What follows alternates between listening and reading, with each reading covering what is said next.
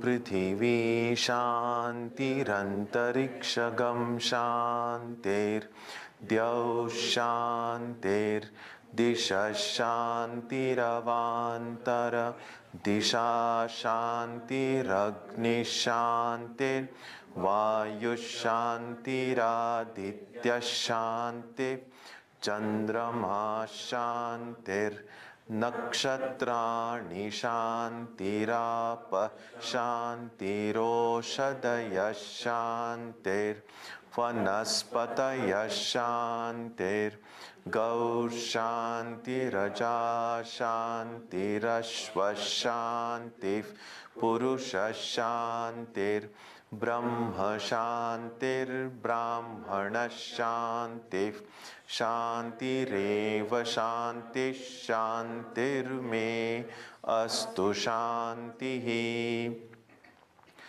May there be peace on earth and in the sky. May there be peace in the water and in all directions. May there be peace in the plants, in the trees and in animals. May there be peace in the hearts of all beings. May there be peace in everyone and in everything. Sarvetra sukhinas santu, sarve santu niramayaha, sarve bhadrani pashyantu, ma kaschid dukkha bhag bhavet, sarvastaratu durgani, sarvo bhadrani pashyatu, sarvas sadbuddhimapnotu, sarvas sarvatra nandatu. May all be happy and healthy. May all see what is good, and may no one experience misery. May all overcome their obstacles and acquire good tendencies. May people everywhere find joy and fulfillment.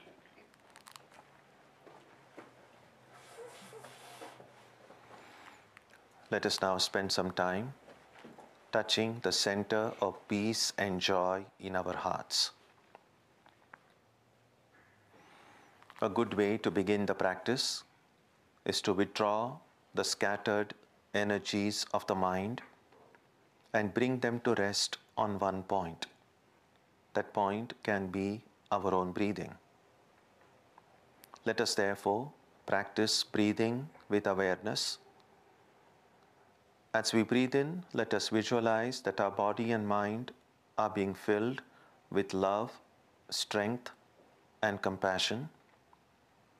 And as we breathe out, let us release all the stress, anxiety, and exhaustion in the body and mind. Let us practice this way for a while.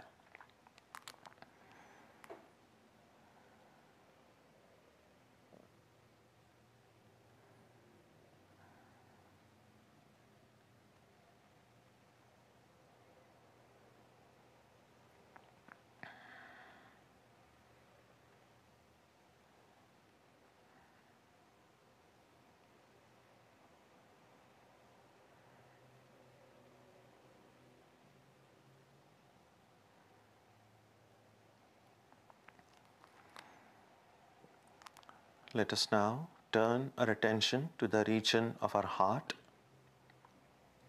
Although God is present everywhere and in everyone, the divine presence can be felt most clearly in our hearts. We can meditate in any way we have been taught. To remain focused, we can take the help of a short mental prayer or a mantra or a divine name. Let us now spend some time dwelling on the presence of God in our hearts.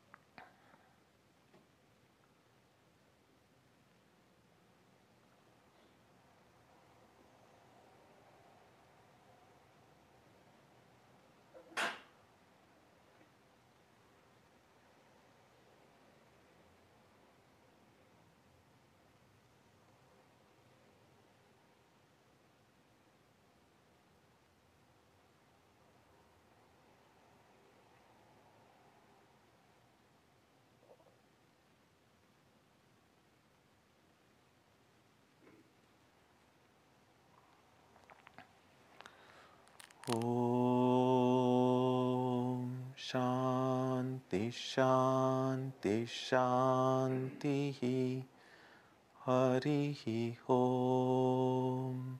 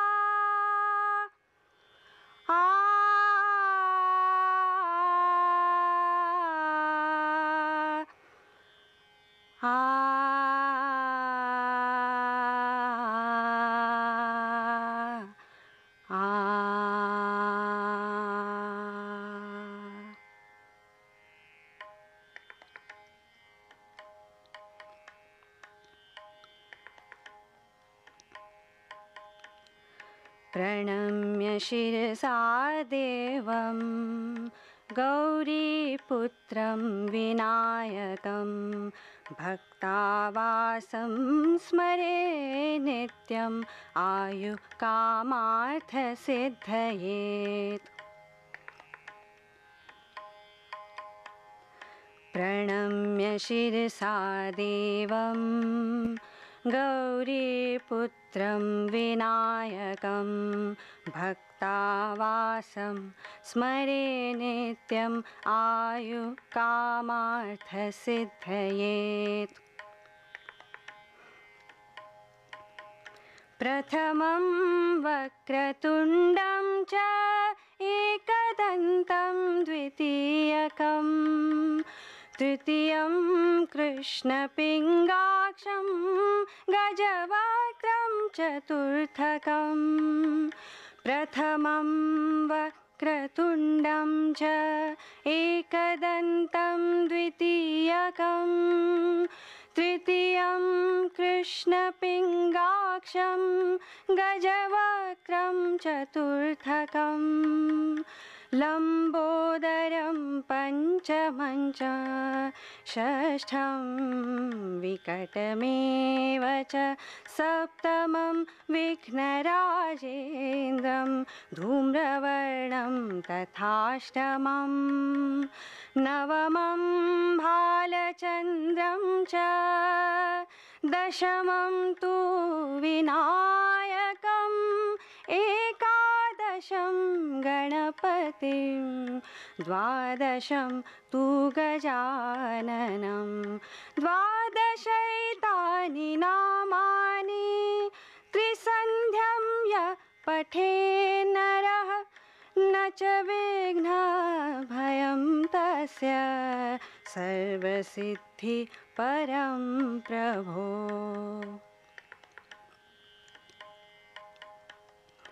विद्यार्थी लभते विद्या धनार्थी लभते धनं पुत्रार्थी लभते पुत्रान् मोक्षार्थी लभते गतिं। जपेत् गणपतिस्तोत्रं षड्भिर्मासैः फलं लभेत् संवत्सरेण सिद्धिं च लभते नात्र संशयः। अष्टेभ्यो ब्राह्मणेभ्यश्च लिखित्वा यः समर्पयेत् तस्य विद्या भवेत् सर्वा गणेशस्य प्रसादतः गणेशस्य प्रसादतः गणेशस्य प्रसादतः गणेशस्य प्रसादतः इति श्रीनारदपुराणे सङ्कटनाशनं गणेशस्तोत्रं सम्पूर्णम्।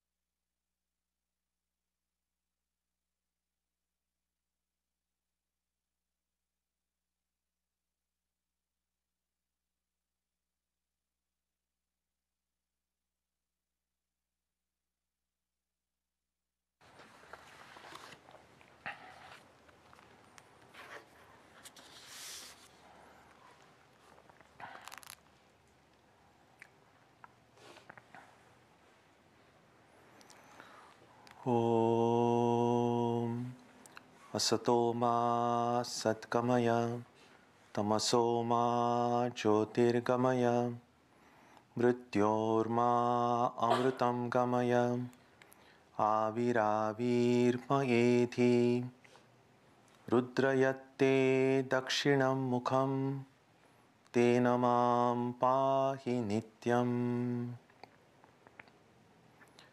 May the Divine lead us from the unreal to the real, from darkness to light, from death to immortality. May the Divine Consciousness fill our hearts and protect us.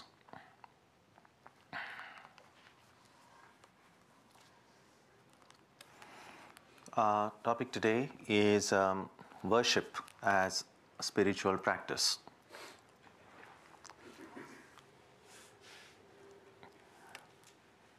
A reason I chose this topic, not just for today, but for 2 more Sundays this month, is that many of us like worship. Many of you have told me over the years that you enjoy the experience of the worships that we do at the Vedanta Society, but many of you are not very familiar with what exactly is being occurring. You know something good is occurring because it feels good, but what exactly is happening before you? So the idea is that in the next this and 2 more weeks, we will try to take a look at worship and try to understand what the benefits of worship are, what the purpose of worship is, which is what we will focus on today.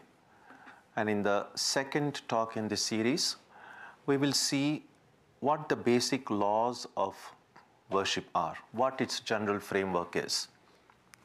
And in the third talk, we will fill in the details so that we know how every little ritual in this worship framework, where it all fits in, how it is connected with our own understanding of life and our understanding of goal. And more importantly, that worship need not remain something that we can just go and watch from a distance. That it is something that is very practicable, something that all of us can do. And so my hope will be that in the concluding talk in this series, to offer you a kind of a small, slightly more condensed version of the worship, which every one of us will be able to do, those of us who are interested in it, even at home, without needing, of course, when we do the worship here, it's a little bit more elaborate. You see a lot of different kinds of puja vessels, and you don't need all of that. So if you want to do worship as a form of personal practice at home, it can be done in a very simple way with articles that are easily available in every home. It's not very time consuming either. It can be done in less than 10 minutes. So that's the general plan. First, to understand the significance, the importance, the benefits of worship, of how the worship framework stands, what do the different things within the worship mean, and whether it is something that we can do by ourselves, our own form of personal practice.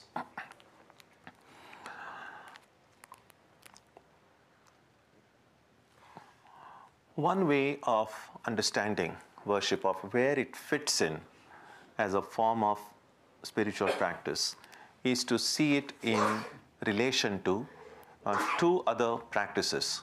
That's prayer and meditation. Increasingly, nowadays, when we speak about spiritual practice, almost always everyone thinks it in terms of meditation. So meditation has become kind of the central and the most important ingredient of any spiritual practice. But that sometimes ignores the fact that there are other significant parts of spiritual practice, and a spiritual practice should not and need not be reduced simply to meditation. In fact, there are certain other disciplines which are of equal importance, and they are also seen as very important preparations towards meditation. One of the reasons why meditation becomes attractive and at the same time very difficult, but difficult in the sense, why is it that every one of us, when we begin our meditation practice, invariably experience that we are not able to concentrate our minds? Why is it that invariably we experience that the mind gets distracted?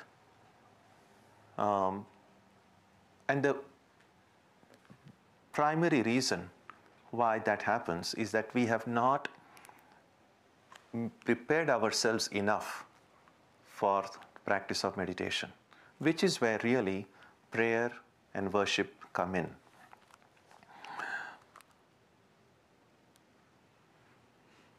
The most natural form for most of us to connect with God is prayer, really.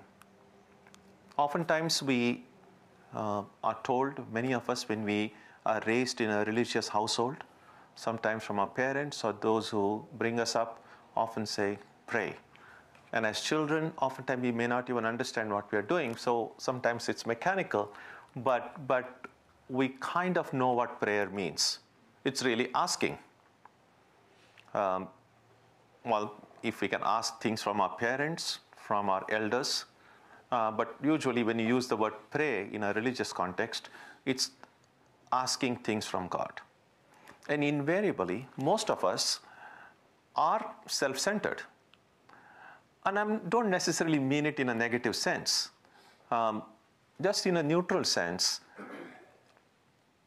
everything in the world makes sense to us only insofar as it is connected with me, with the self. If it is totally disconnected with the self, it doesn't interest us. And what we all experience is that there are things we need. And so asking for the things we need is something that comes very naturally to us. And so therefore, prayer seems to be the most obvious and natural way we can connect with God.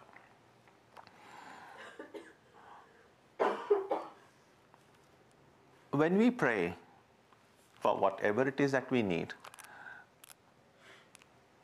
while not all of our prayers may be answered in the way we want them to be answered, I sometimes like to say all of the prayers are answered. It's just that sometimes the answer is no.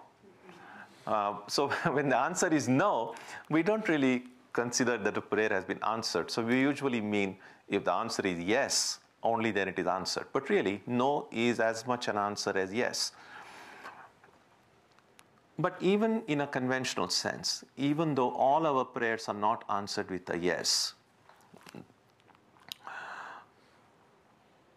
some of the prayers are. And when we pray for something and that prayer gets fulfilled, not only does our faith in the presence of God become strengthened, but the heart is also filled with gratitude. And it's when the heart is filled with gratitude that the sense of giving comes in.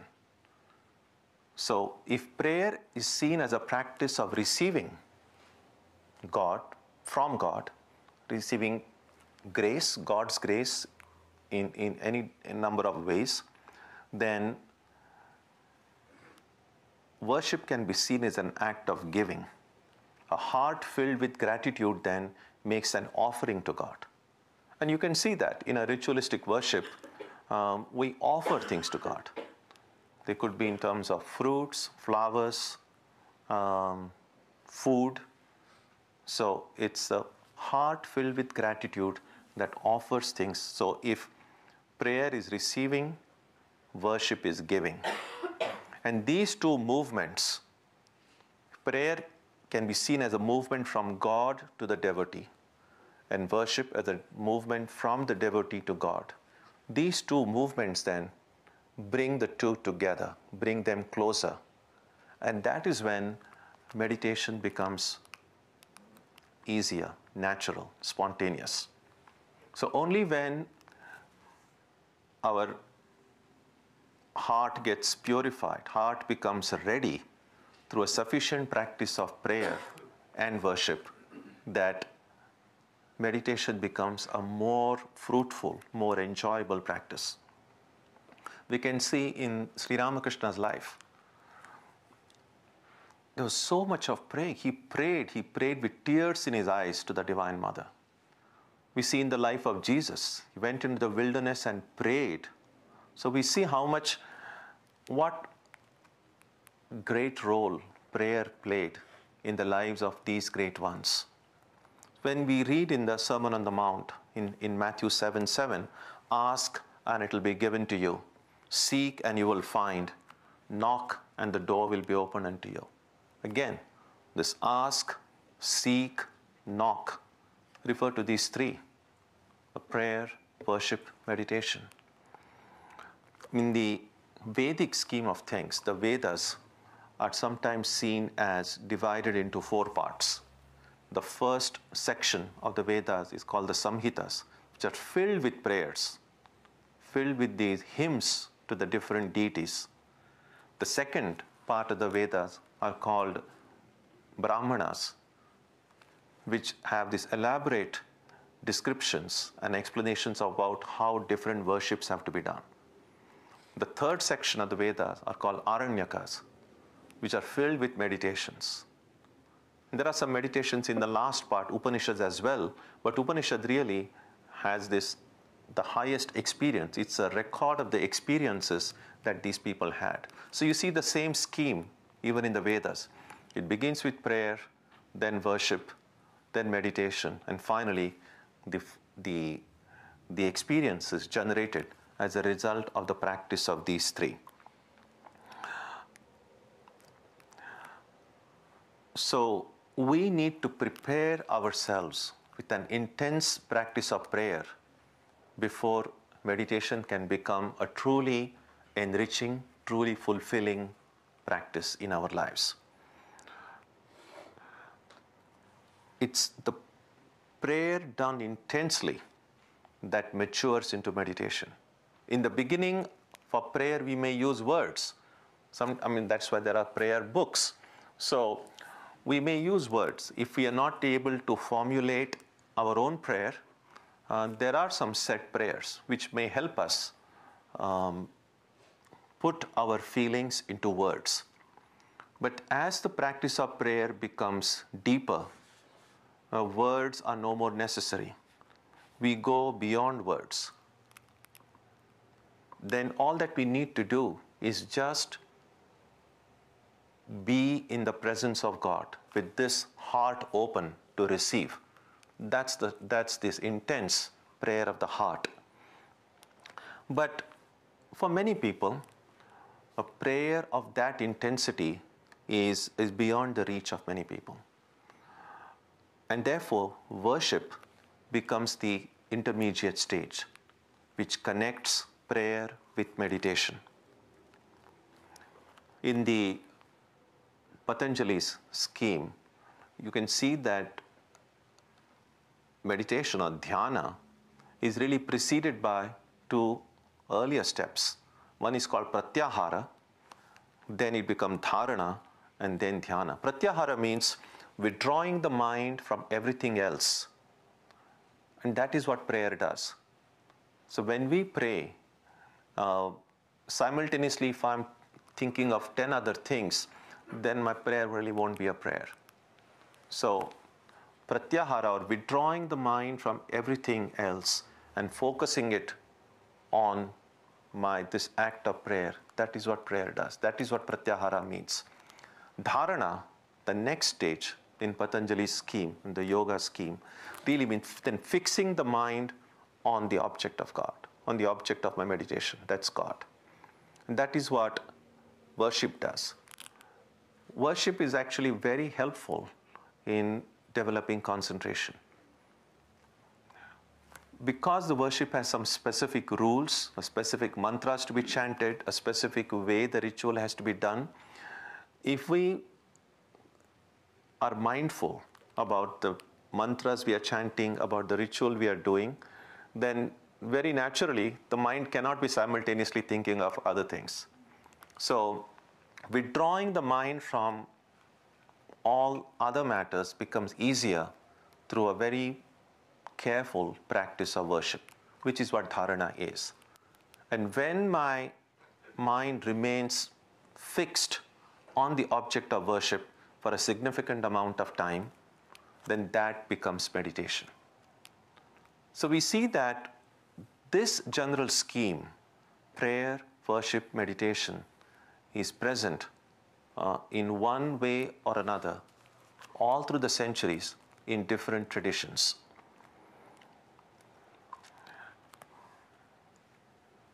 Over the centuries, these practices have developed, matured, evolved.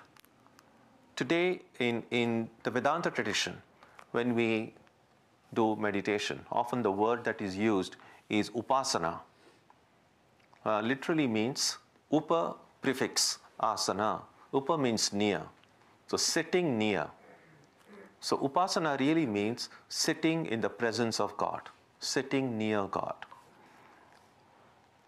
And the Vedantic upasana integrates the two practices of prayer and meditation together. And therefore, you don't then necessarily have to practice prayer separately because it's already integrated into the practice of upasana. Which is why all our satsangs, we begin with prayer, but that's the first entry into spiritual life.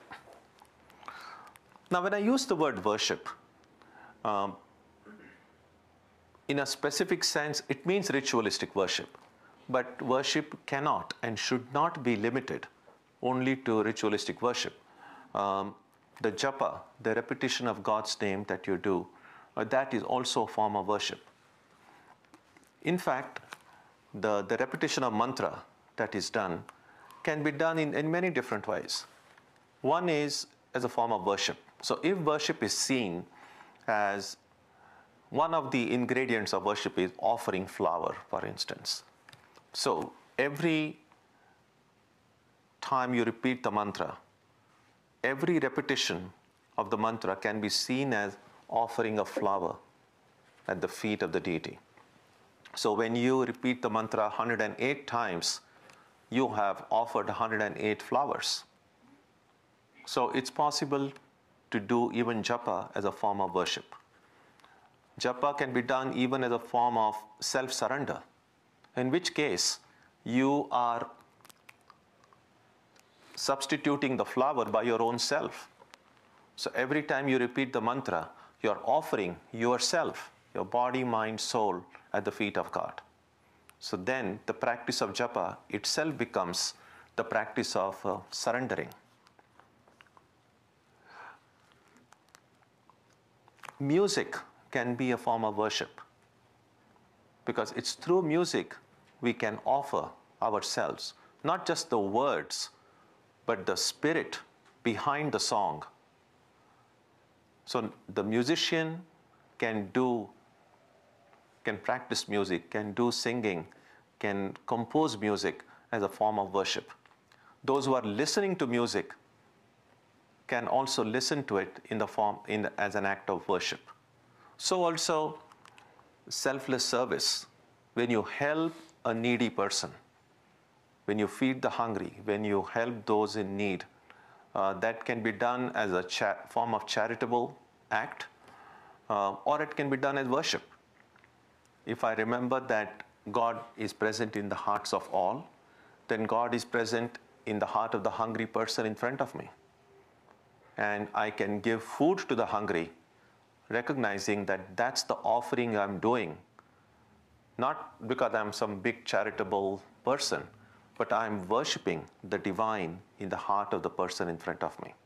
So even service or seva can be done as a form of worship. So worship has this much larger meaning than just ritualistic worship.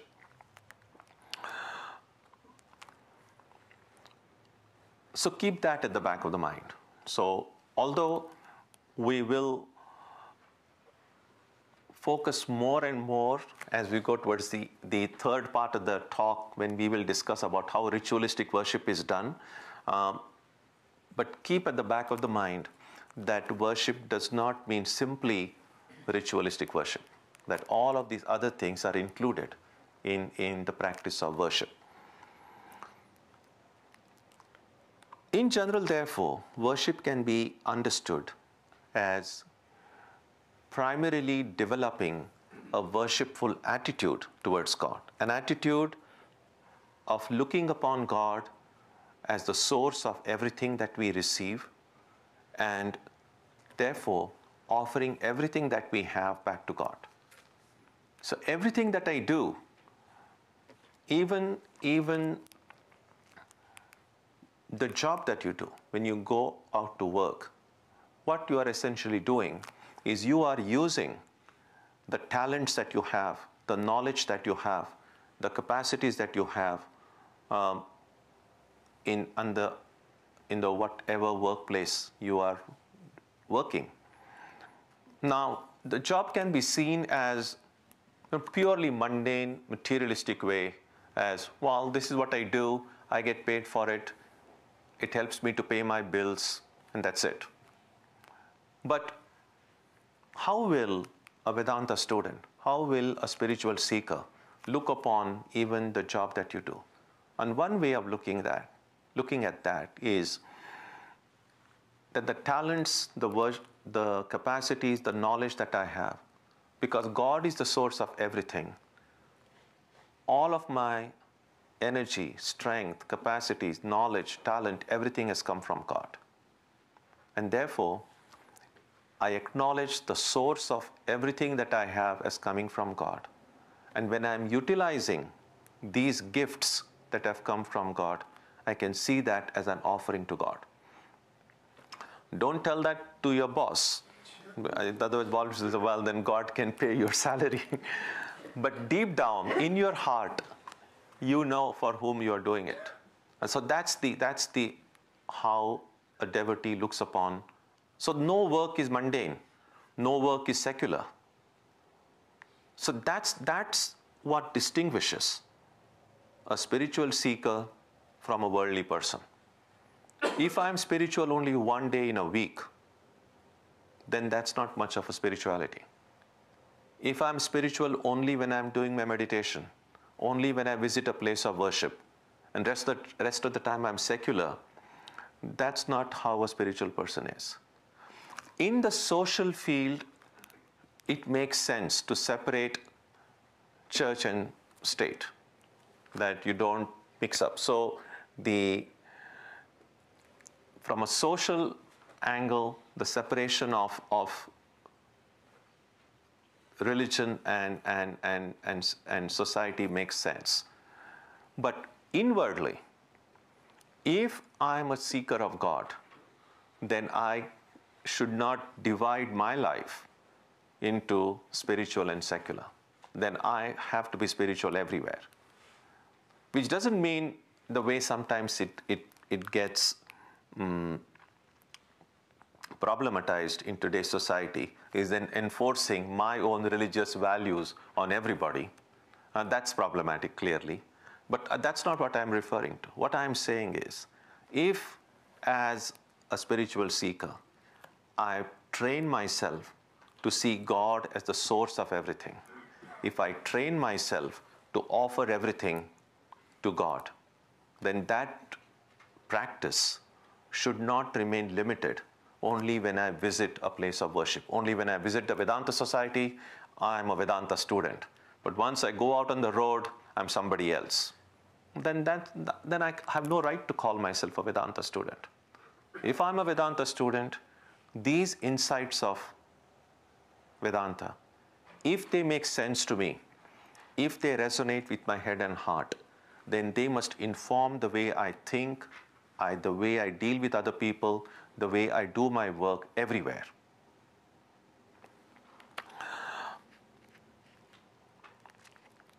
And therefore, as I have referred to this on earlier occasions, there is one festival in India.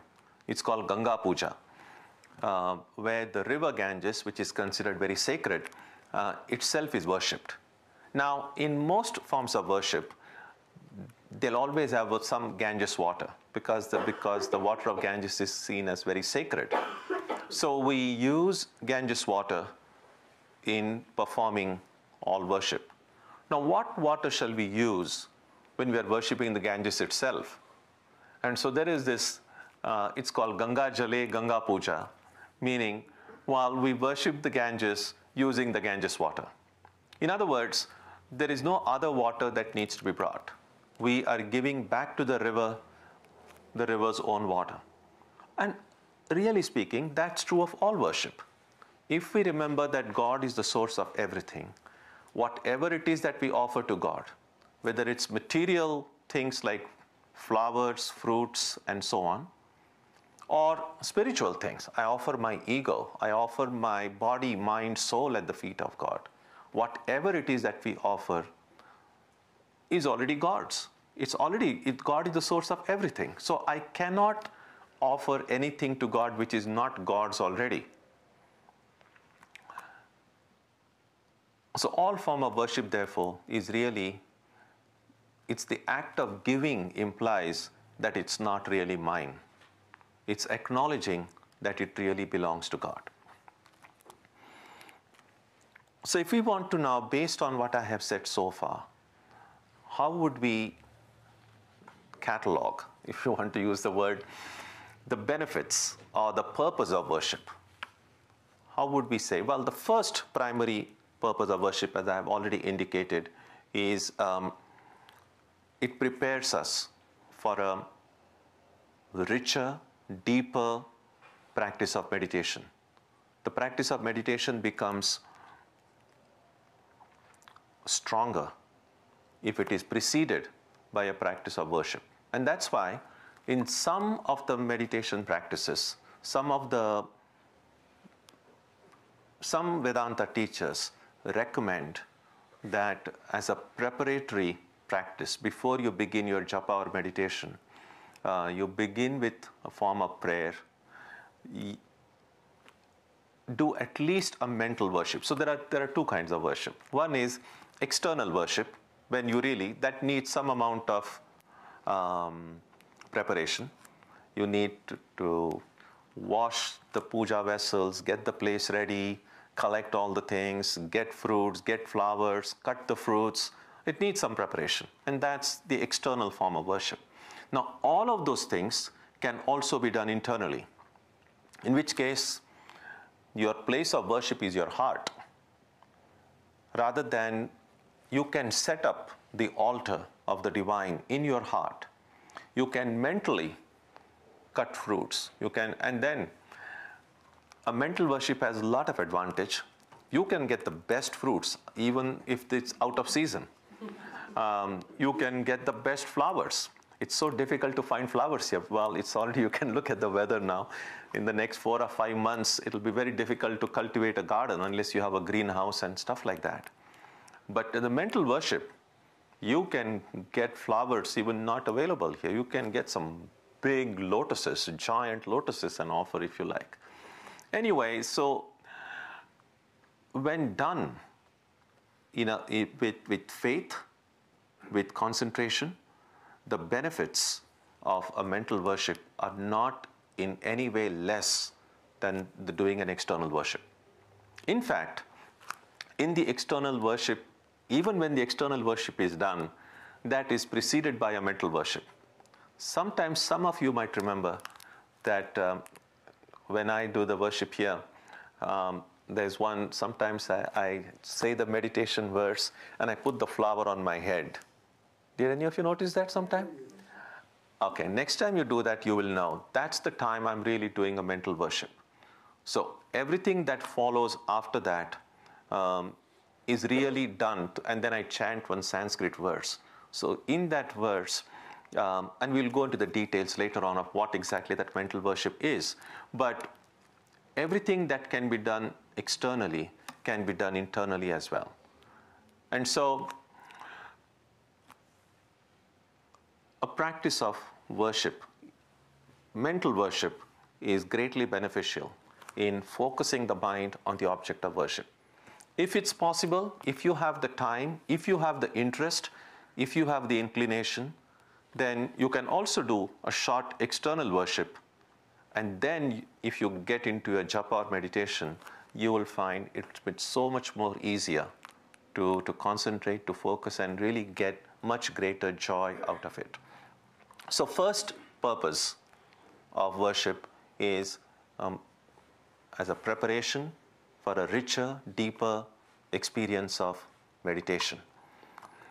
A second benefit of worship is that it strengthens our relationship with God.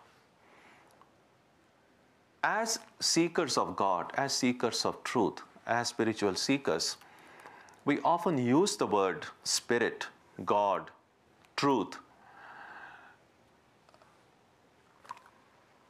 which makes some sense at some level, but these are also very ambiguous terms. So when we use the word God, what are we really thinking about? Who is God? Obviously, God is more than just a word. We know that someone or something or something. Anyway, the idea is that for most people, even those who believe in God, even those who have deep faith in God, God is still too abstract a presence. And what worship can do is make God very real in our lives. And that reality occurs through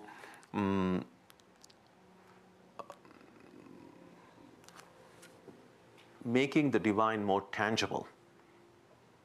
Sri Ramakrishna tells one story, and I will read out to you. This is from the Gospel of Ramakrishna. This is what he says. The bhaktas say, bhaktas are devotees, the devotees say, the whole universe is the glory of God. Suppose a king is seated in his court, and his cook enters the hall, sits on the throne, and says, "O king, you and I are the same." People will certainly call him the madman. But suppose one day the king, pleased with the cook's service, says to him, "Come, sit beside me." There is nothing wrong in that. There is no difference between you and me. Then, if the cook sits on the throne with the king, there is no harm in it. It is not good for ordinary people to say, I am he. The wave belongs to the water. Does the water belong to the waves? In other words, sometimes when we speak about the spirit being all pervading, and then, well, I am that infinite spirit, I can understand how tantalizing and how stimulating that idea would be intellectually, to know that I am infinite. But we are not simply talking about intellectual understanding here. We are talking about an experience that will transform our lives. And we know that even when we read about the world being filled with Brahman and I am Brahman, intellectually it might make sense. To some people it doesn't make sense even intellectually. But even if it makes sense to us intellectually, we know that as we go about our daily life, we don't behave like infinite beings. Our life is far too much limited from the way a Brahman would be. And so that is why what Ramakrishna says here is that if we approach that highest being in the spirit of service, with gratitude in the heart, then the grace of the divine comes in our lives in the form, then God will say, come, you and I are not different, come and sit near me. Then we'll be sitting near, that's what upasana means. Then we'll be sitting near the presence of God. And what worship does is that it strengthens this feeling of gratitude in the heart. It strengthens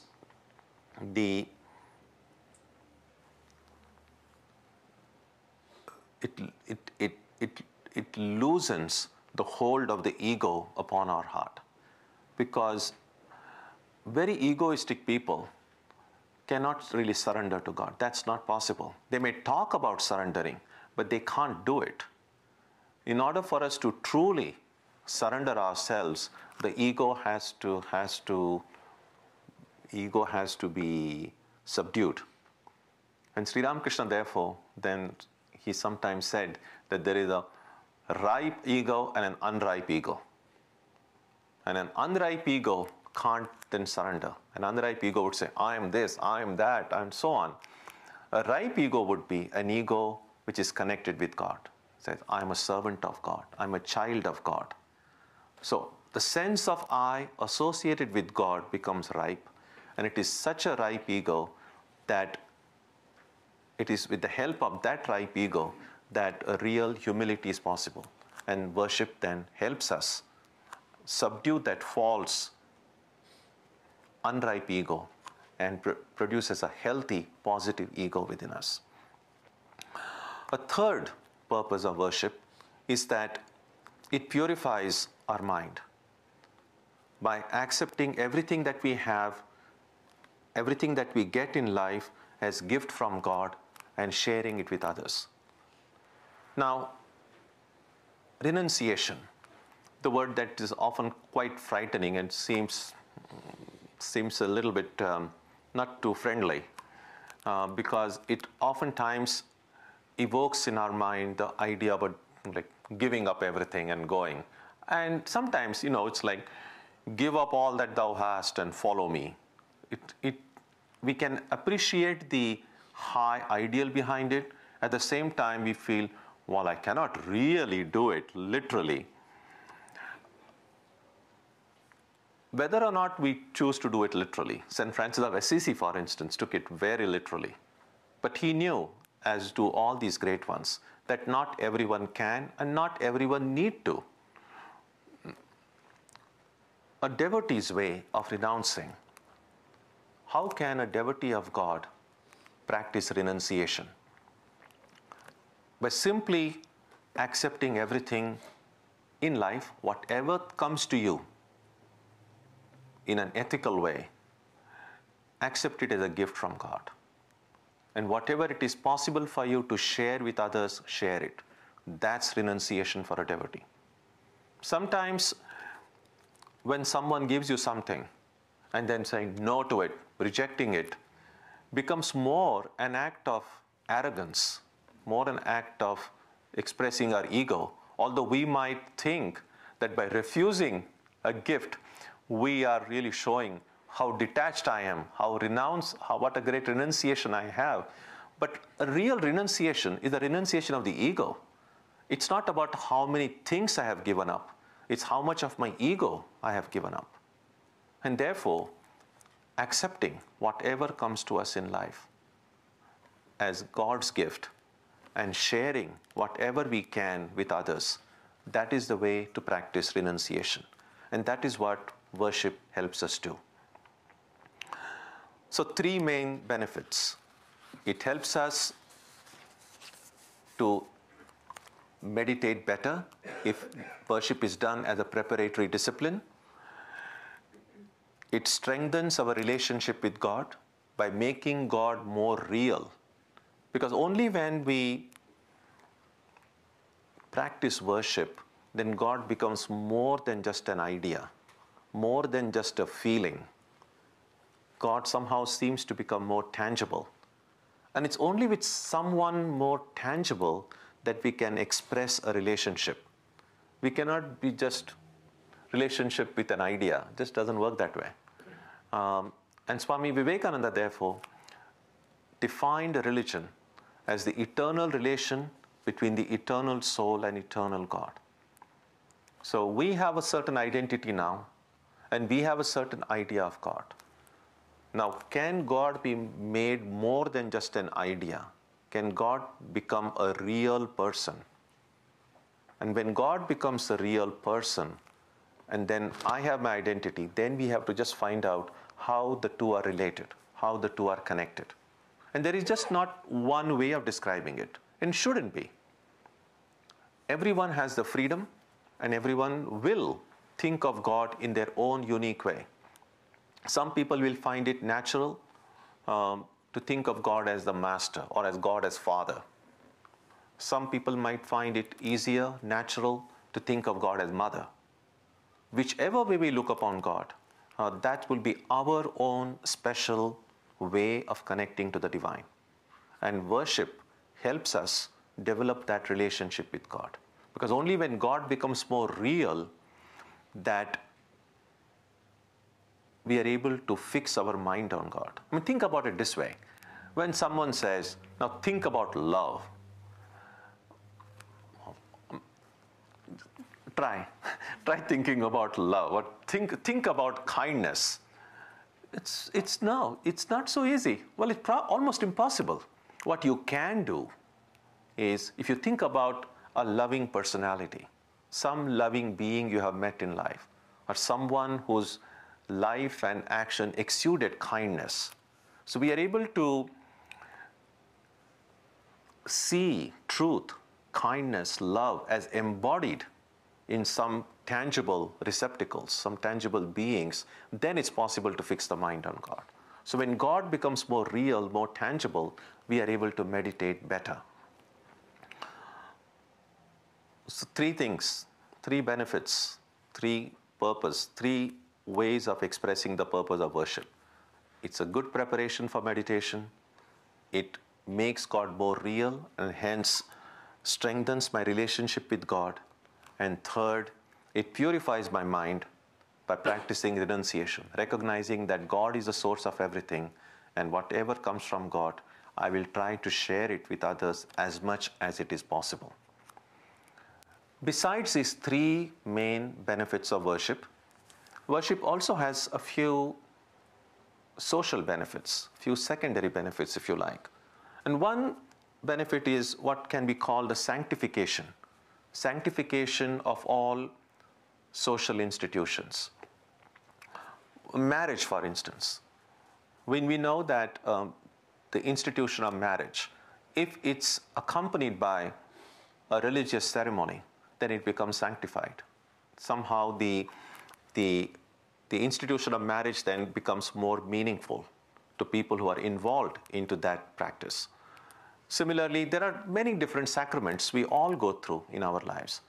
Among the Hindus, they have a ceremony When the baby is born, and after a few weeks or a few months, the first time the hair are cut, there is a ceremony for it. The first time the baby is given solid food, there is a ceremony for it. Before the baby begins to write, the first time you write.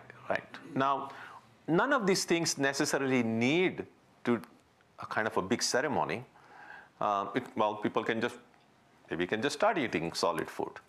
But we know that when it's done accompanied by a small worship, with however minimal a worship it is, that sacrament, that stage in life becomes sanctified. So that's the second benefit. The first benefit, a secondary benefit of worship. One other great benefit of worship is that it encourages social cohesion. It's helpful in the formation of spiritual communities. We can see that, for instance, in the Vedanta society. When there is a big puja coming, it can never be done by just one person. So the group of us, with the members and volunteers, we all work together, everyone doing some part of this big preparation for puja. And this act of working together in harmony, understanding each other, helping each other, this helps in bringing spiritual communities together. And that's another great purpose and benefit of worship. And a third benefit of worship, that it provides us with a sense of security, a sense of well-being. So devotees of God, we know that at the end of the worship, when you have participated in the worship, although you have not done worship yourself, you were present when a worship was being done. And at the end of it, when you go and offer a flower, when you prostrate before the altar, it does bring a sense of security. It does produce a sense of well-being. Now, when that act of offering a flower or prostrating before the altar is done with faith, not just a mechanical gesture, but recognizing that I'm bowing down not before some picture, but I'm bowing for the real, living, tangible presence of God, then the benefit that we get from that is immense.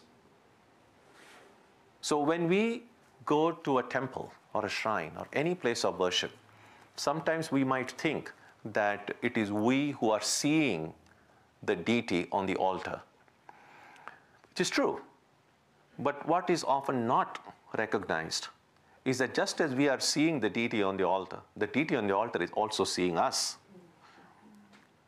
And I may stand before the altar in a mechanical way, unmindful, thinking of 100 other things in my mind.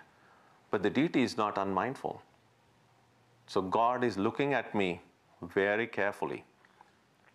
So if I therefore, next time I go to a temple, next time I stand before a shrine, next time I stand before the altar, if I keep at the back of my mind that it's not just me looking, but the divine on the altar is also looking at me, that also helps in increasing our own awareness. It makes us mindful about the kind of things we should do, the kind of things we shouldn't do. It makes, again, God more real to us.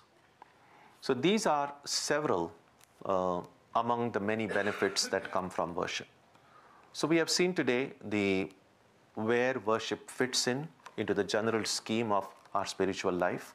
We have seen how it can connect us, connect the intensity of prayer with meditation, and can become a good preparatory discipline to deepen our practice of meditation. And we have seen several benefits, both personal and social, that come from the practice of worship. So when we meet next time, next Sunday, we will take a look at what are the basic laws governing the practice of worship and what the general framework is. And then we'll be able to have a more clear idea of what exactly puja or worship means. Om Jananim Saradam Devim Ramakrishnam Jagadgurum Padapadme Tayo Shritva Pranamami Muhur Muhuhu. We bow down, Sri Ramakrishna and Holy Mother.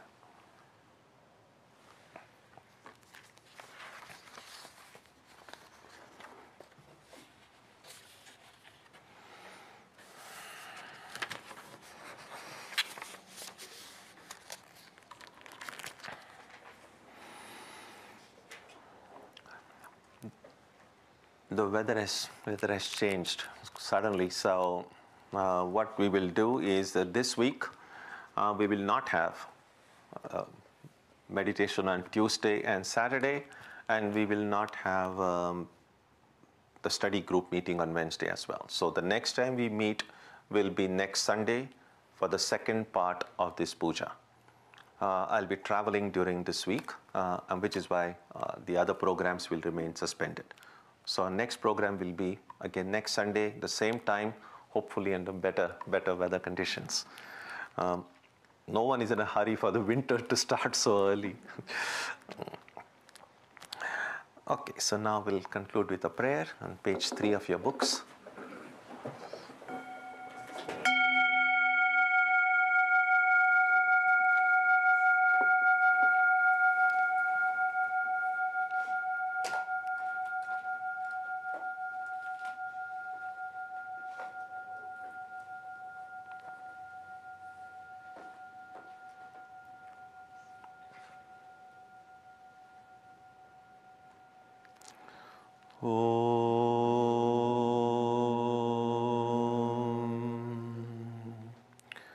May the Divine Being, who is the Father in heaven of the Christians, Holy One of the Jewish faith, Allah of the Muslims, Buddha of the Buddhists, Tao of the Taoists, Ahura Mazda of the Zoroastrians, the Great Spirit of the Native Americans, and Brahman of the Hindus, lead us from the unreal to the real, from darkness to light, from death to immortality.